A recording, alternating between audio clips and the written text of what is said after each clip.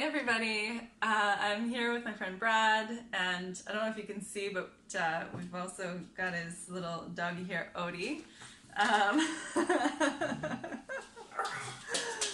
And Brad's transitioning to a vegetarian diet, which is exciting, and I wanted to just talk with him about why he's transitioning and what's inspiring you to start on this journey. One being, I don't like the meat industry. I don't like the way that animals are treated, as they become meat. It's cruelty. It really is. Yeah. You would think about pigs. Pigs are, more intelligent than dogs. This dog here that I love deeply, a pig is smarter than him. Mm-hmm. But the pig's got to go be slaughtered, violently, and die to be bacon. Yeah. And, I've felt this way for a long time. This isn't a realization that I've come to yesterday or the day before. Okay. But meat tastes good. Right. It's also very convenient. It's there. Yes. I can go to several different restaurants within about 3 blocks of here, and 90% of what's on the menu is going to have meat. Yes. Of some sort, and probably 99% of what's on there is going to be, have some animal, be non-vegan compatible food. Do you like making food at home, or do you prefer to eat out? I love making food. You love making food. Okay, so that's being cool. said, I've traditionally, I'm a guy, I've made a lot of meat dishes. I've got a barbecue out there, I've done a lot of steaks, I've done a lot of prime ribs, I've done a lot of ribs, I've done a lot of, pulled porks and bacon and chicken wings and, all these things that are the centerpiece of a dish. Right. So, what you showed me today, the meals that you cooked, that you prepared. Yeah. We made a really yummy zucchini pasta with a cashew sauce, and then topped that with a fresh tomato basil sauce. And then as our side, we had a cucumber noodle salad with a orange dill dressing, and it was super yummy. Yeah, that was pretty good. But that's nothing like I'm used to cooking, right? So if you take the meat dish out of a meal that I'm accustomed to preparing, you don't really have anything. You don't have what we had there. Right. Or we grew up seeing our plate with a meat portion, potato, vegetable, and now taking that meat out, then you just have potato and vegetable.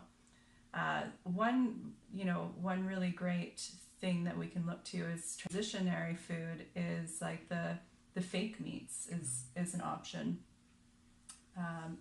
And those are now, a lot of grocery stores carry vegan and vegetarian alternatives, which is cool.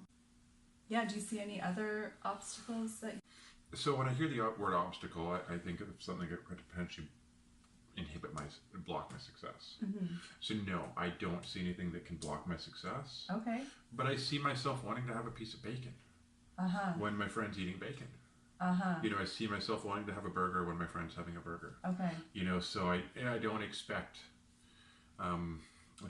this to be easy. I don't expect it to be the most difficult thing in the world, but I don't expect it to be super easy either. Okay.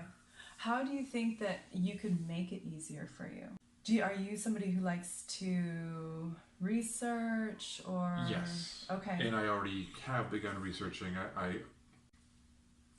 So I absolutely do like to do that, and whether it's YouTube videos or whether it just be reading, text online or whatever, I do a lot of that.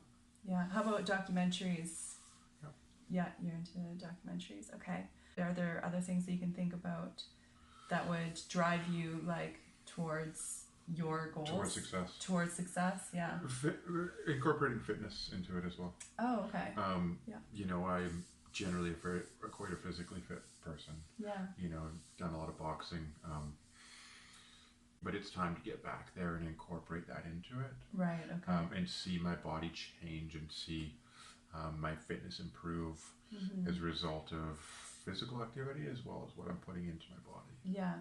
And you know, with social media, there's a lot of I'm recognizing more and more plant-based weight trainers, runners, athletes, so many plant-based athletes out there that are sharing their journeys. And I'll definitely add some links in the section below. So what I found that really helped me make the transition was to understand my why. So you said that your number one is the animals. Yeah. Do you have a number two? I have another number one. Oh, okay. Another number one. Another number one. I don't think it's fair to rank them. My compassion for animals is what drove me to this. But equally important to that is, you know, the mind-body or the connection. You know, I've done a lot of work, you know, on what I'd call the non-physical aspect of myself. Yeah. Of course, that element is married, intertwined with the physical body that you see in front of you. Yes. And the physical body is ultimately directly impacted by the food that I eat. Yes, absolutely. So that's important to me. I'm not doing all this work on, you know, my spiritual aspect just so I can go, you know, run a dump of a body and not have the whole thing working together. Yes. Does that make sense? Absolutely, absolutely. One of my teachers, he says, clean stomach is enough for enlightenment. You know, like cleaning the energetic body, cleaning the toxins out, really enhances our spiritual connection. And, you know, that's not separate from the compassion you have for the animals and for That's for one this right guy. here. Because, you know, as our compassion and our love grows, that what is spirituality? Is that not spirituality? Is that That's what it is to me. yeah, that's what it is to me as well. It's when you can experience that growth, then it's a natural. I feel like it's part of it. Like the animals are part of it because you don't see so much of a separation. I couldn't agree more. And Candice, I think this is worth mentioning for the people who are watching online, because you probably wouldn't have thought it otherwise. But his breath really stinks. It's true. Yeah, that yawn didn't make it any better there too. I'm talking about timing. Yeah, but he is a pretty boy. He's a sweetheart. No, I couldn't agree more. It's that, you know, what's the point to spirituality, you know, to that growth? What do you want to become? Well, I want to become more compassionate. Yes. Yeah. I want to become more kind. I want to become I want to be able to help others. Yes. And so, to your point, I totally agree on how my two number one reasons are very intertwined. Like for my journey, it started out as a very physical journey, meaning I was wanting to be healthy in my body. I wanted to heal my symptoms. I wanted to feel clear. I wanted to be happy. You know, I just wanted to care for my body. And in doing that, and in going vegetarian first, and then vegan, and then raw vegan, the love, whether it was the attention that I was putting on myself, or it definitely combined with the food. You know, it's just those things expanded that self-love, and the self-love turned into just love for all. And yeah, I really do believe that, you know, we are what we eat, and it's so important to understand that connection and to feel, not just understand it, but to understand it, we have to feel the connection. And so that's what's exciting about like your journey, transitioning to vegetarian. Sticking by your why is really the most important thing, and knowing that you are the most important thing in all of this. And you know, for everybody's journey, it's going to be unique, but always coming back to the fact that you are the most important person in this. And one of the big take homes for me when I was transitioning is, you know, I was beginning to make decisions for myself, and I was the one choosing, and I felt like for a long time growing up, I was very much influenced by the education system, social media, family, and friends.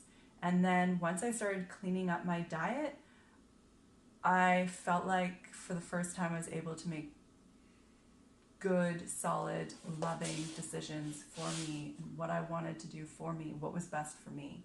Yeah. Yeah. That's exciting. That's inspiring. Yeah. Thank you. Absolutely. Thank you for sharing that. Yeah, welcome.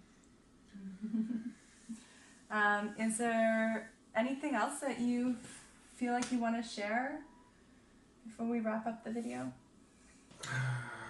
Well, as you know, this is the third time we've shot this video. Take 3. Well, I'm really excited to be following your journey, and I look forward to checking back in with you in a couple weeks and or a week, and seeing, you know, like what foods you've introduced, and what you know, if you've experienced any obstacles or, you know, successes in terms of health and how you're feeling. Yeah, just excited to see how you're feeling and what you have to share with us. I'm excited to go get my vegetable noodle maker. Oh yeah, your Spiralizer. My Spiralizer. I gotta go get a Spiralizer. Yeah. If you're looking for fun tools to introduce to the kitchen and you don't have a Spiralizer yet, definitely go and get one.